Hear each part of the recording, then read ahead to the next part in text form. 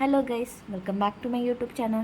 So ഇന്ന് നമ്മൾ loss of മോഷൻ്റെ PYQ ആണ്, നീറ്റിൻ്റെ PYQs ആണ് ചെയ്യുന്നത്. അത് പ്രീവിയസ് ഇയർ ക്വസ്റ്റ്യൻസ് ആണ് ചെയ്യാൻ പോകുന്നത്. അപ്പോൾ എന്തായാലും ഈ ലോസ് ഓഫ് മോഷൻ എന്ന ചാപ്റ്ററിലേക്ക് നമുക്ക് കടക്കാം. ആദ്യത്തെ ഞാൻ ഇന്ന് ഡിസ്കസ് ചെയ്യാൻ പോകുന്ന 3 ക്വസ്റ്റ്യൻസ് ആണ്. നമുക്ക് ആ 3 ക്വസ്റ്റ്യൻസിലേക്ക് കടക്കാം. A stone is dropped from a height h. It hits the ground with a certain momentum p. If the same stone is dropped from a height 100 meters more than the previous height, the momentum when it hits the ground will change by. അതായത് നമ്മളോട് ചോദിച്ചിരിക്കുന്നത് change in momentum എന്താണ്? Delta P is equal to dash.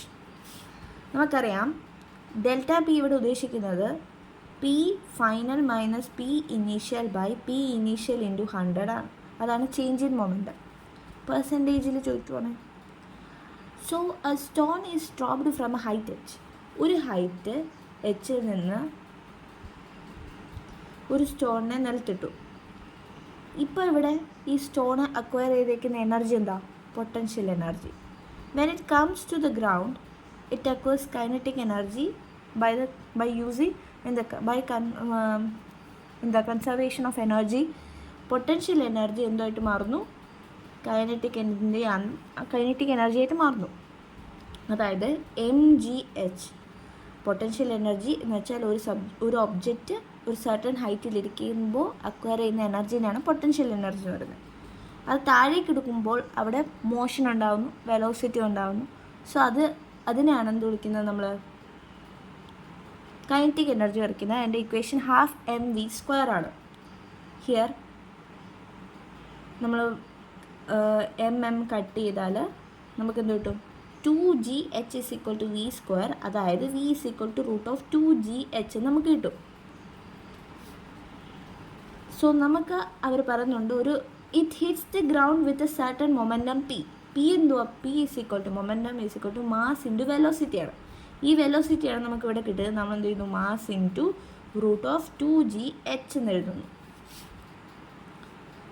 ഇനി അടുത്ത സെൻറ്റൻസിലേക്ക് പോവാം. If the same stone is dropped from a height 100% more than the previous height ആണെങ്കിൽ, ഇതേ stone തന്നെ 100% മോർ ദാൻ ദ പ്രീവിയസ് ഹൈറ്റിൽ നിന്ന്, അതായത് ഈ എച്ചിനെ കാട്ടി ഒരു ഡബിൾ 2h ഹൈറ്റിൽ നിന്ന് ഇടുവാണെങ്കിൽ അപ്പോൾ ഉള്ള മൊമെൻറ്റം ചോദിച്ചേക്കുന്നത്. അതായത് ഇത് P1 എന്ന് വെച്ചോ. ഇത് P എന്ന് അതിനകത്ത് തന്നിരിക്കുന്നത്. നമുക്ക് വേണേൽ ഇത് ഇനീഷ്യൽ മൊമെൻറ്റം PI എന്ത് m × √2gh. ഇനി P ഫൈനൽ കണ്ടുപിടിക്കണം. അത് m × v ഫൈനൽ വേണം. ഇപ്പോൾ എന്താ നമുക്കറിയാം, ഇത് ഇനീഷ്യലിനെ കാട്ടി എന്ത് ചെയ്തു? 2h ഹൈറ്റിൽ നിന്നാണ് ബോൾ ഇട്ടേക്കുന്നത്. അതായത് m × √2g × 2h എന്ന് എടുക്കണം. അതായത് m ×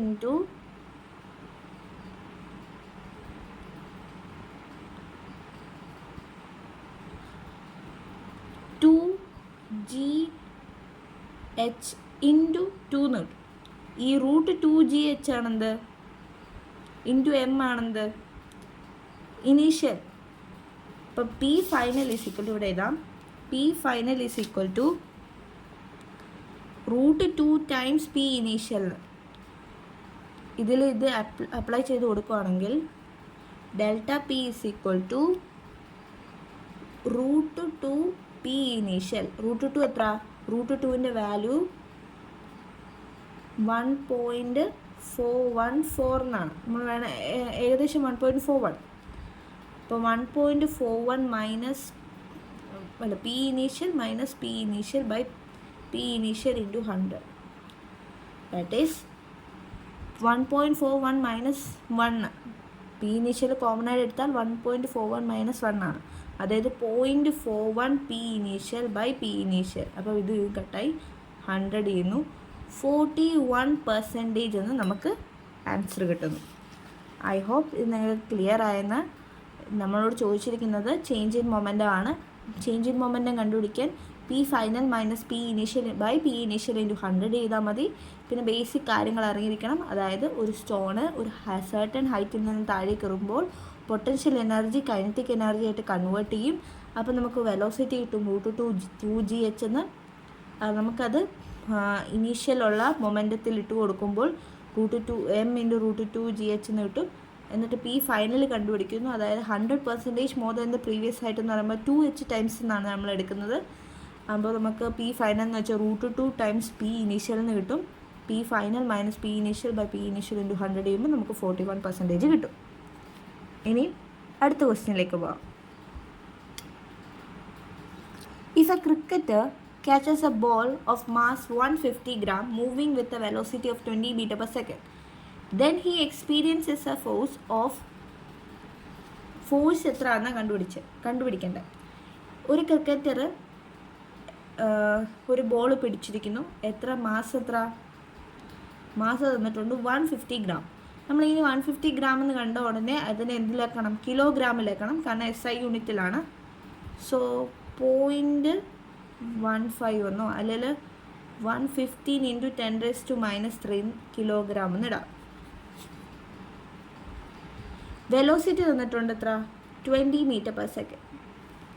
അങ്ങനെയാണെങ്കിൽ അയാൾ എക്സ്പീരിയൻസ് ചെയ്ത ഫോഴ്സ് എന്നാ ചോദിക്കുന്നത്. ടൈം ടേക്കൺ 0.1 സെക്കൻഡ് തന്നിട്ടുണ്ട്. നമുക്കറിയാം ഫോഴ്സ് ഇത് ആക്ച്വലി ഇമ്പൾസിൻ്റെ കേസാണ്. ഇമ്പൾസ് എന്ന് പറഞ്ഞാൽ ചേഞ്ച് ഇൻ മൊമെൻറ്റം അല്ലേ? Δp/Δt by second Newton's law അനുസരിച്ചിട്ട് force is equal to Δp/Δt ആണ് നമുക്ക് തന്നിരിക്കുന്നത്. Δp എന്ന് പറയുന്നത് എന്താ?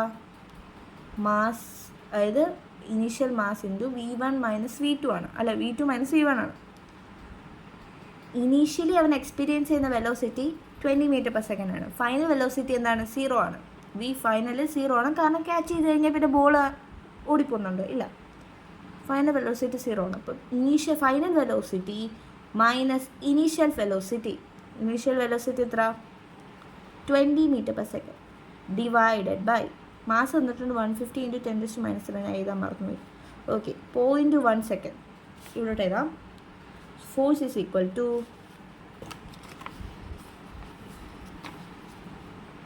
mass 115 × 10⁻³ into -20 by 0.1. 0.1 ഇങ്ങോട്ട് പോകുമ്പോൾ വീണ്ടും ഒരു 10 ആവും.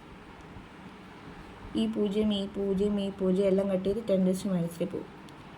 50 × -20 is -30 ന്യൂട്ടൺ എന്നായിരിക്കും ആൻസർ. ഇത് നിങ്ങൾക്ക് ക്ലിയർ. ഇത് ആകെപ്പാട് ബേസിക് ഇക്വേഷൻ അറിഞ്ഞാൽ മതി. By second law, Newton's law second Newton second law അനുസരിച്ചിട്ട് force is equal to Δp/Δt that is m × V2 - V1. V2 എന്ന് പറയുന്നത് V ഫൈനലാണ്. അത് 0 ആണ്. കാരണം ക്യാച്ച് ചെയ്ത് കഴിഞ്ഞാൽ വെലോസിറ്റി 0 ആയിരിക്കും. ഇനീഷ്യൽ വെലോസിറ്റി തന്നിട്ടുണ്ട് 20 metre per second. Then 0.1 second എന്നും പറയുന്നുണ്ട്. അങ്ങനെ ആൻസർ കിട്ടും. F is equal to -30 newton. ഇത് ബേസിക് ഇക്വേഷൻ അറിഞ്ഞാലേ നമുക്ക് ചെയ്യാൻ പറ്റത്തുള്ളൂ. അടുത്ത ക്വസ്റ്റ്യനിലേക്ക് പോകാം. A bullet is fired from a gun. The force on the bullet is given by F is equal to 600 minus 2 × 10⁵. The force on the bullet becomes 0 as soon as it leaves the barrel. What is the average impulse imparted to the bullet?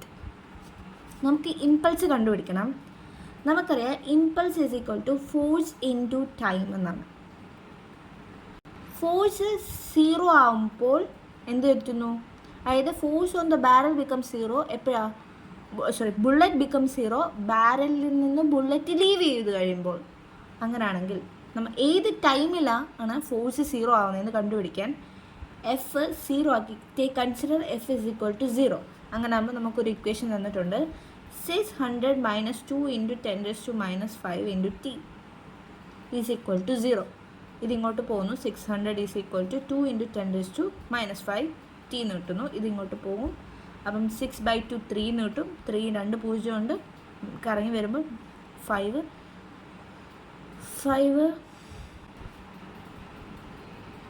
-5 അല്ല കേട്ടോ, ഇവിടെ വെറും 5 കേട്ടോ. അതാണ് ഇവിടെ വെറും 5 ആണ് തന്നിരിക്കുന്നത്. അതാണ് ഞാൻ തെറ്റിപ്പോയി.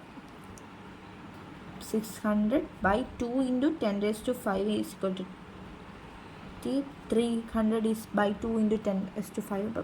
അപ്പം 300 into 10 raised to minus 5 എന്ന് കിട്ടും. അതായത് 2 പൂജ്യം കൂടെ മൈനസ് ചെയ്യുമ്പോൾ 3 into 10 raised to minus 3 എന്ന് കിട്ടും. അതാണ് ഇത്ര സെക്കൻഡാണ് ടൈം പീരീഡ് അറ്റ് എപ്പോഴാണ് when the force 0 time ഇത്രയാകുമ്പോൾ.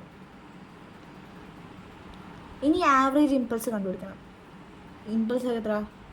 I is equal to integrate ചെയ്യണം. ഇൻ്റഗ്രൽ എഫ് ഡി ടി എന്നാണ് ഇമ്പൾസ് കണ്ടുപിടിക്കാൻ. Integral F D T. അപ്പം ഇതിനകത്ത് നമുക്ക് ഈ ടൈം എന്തിനാണ് കണ്ടുപിടിച്ചത്? അറ്റ് 0 to ഈ 3 into 10 raised to minus 5 second വരെ ഉള്ളതാണ് നമുക്ക് -3 സെക്കൻഡിൽ വരെ ഉള്ള ടൈമാണ് ടൈം ലിമിറ്റ് നമുക്ക് കിട്ടുന്നത്. That is F D T എന്ന് കിട്ടും. എഫ് എത്ര? 600 minus 2 into 10 raised to 5 t ആണ്. അതിന് ഞാൻ 6 അപ്പോൾ ഇൻ്റഗ്രേറ്റ് ചെയ്ത് കഴിഞ്ഞാൽ ഫൈനൽ റിസൾട്ടാണ് ഇവിടെ എഴുതാൻ പോകുന്നത്. 600t minus 2 into 10 raised to 5 t square by 2 എന്ന് കിട്ടും. ഇവിടെ ലിമിറ്റ് എഴുതണം. 0 to 3 into 10 raised to minus 3. ഇത് സോ നമ്മൾ ഇൻ്റഗ്രേറ്റ് ചെയ്യുന്നത് ടൈം ലിമിറ്റ് കൊടുത്തിട്ടുണ്ട്. ലിമിറ്റ് കൊടുത്തു. ഇനി ടീൻ്റെ സ്ഥാനത്ത് ഈ ലിമിറ്റ് ആഡ് ചെയ്യുക. അപ്പോൾ 600 into 3 into 10 raised to minus 3 minus 2 into 2 കട്ടായിപ്പോൾ കേട്ടോ, വീണ്ടും എഴുതണ്ട. 10 raised to 5 into 3 9 into 10 raised to minus 6. ഇനിയും 600 to 3 എന്ന് വെച്ചാൽ 18 2 0 പോയി 10 raised to minus 2 minus